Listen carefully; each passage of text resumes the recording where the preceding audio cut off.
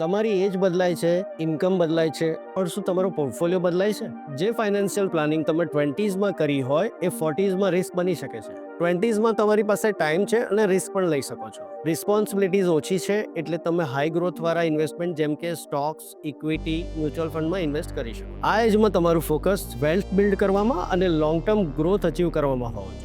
30sમાં તમારી રિસ્પોન્સિબિલિટી વધે છે, કેમ કે તમારું ઘર, ફેમિલી અને ફ્યુચર બિલ્ડઅપ કરવા માટે શરૂઆત કરો છો. આવા ટાઈમે તમારે એવો પોર્ટફોલિયો જોઈએ કે જે તમને stress free, growth oriented returns આપે. 30sમાં તમારું કરિયર જનરલી સ્ટેબલ હોય અને ઇન્કમ પણ વધતી હોય, એટલે તમે થોડું એગ્રેસિવ ઇન્વેસ્ટમેન્ટ વધારી શકો છો, જેમ કે ઇક્વિટીમાં. બટ થોડું ઇન્વેસ્ટમેન્ટ ફિક્સ ડિપોઝિટ જેવું સ્ટેબલ પણ રાખવું જરૂરી છે. રિસ્ક અને સિક્યોરિટી બંનેનો પરફેક્ટ બેલેન્સ.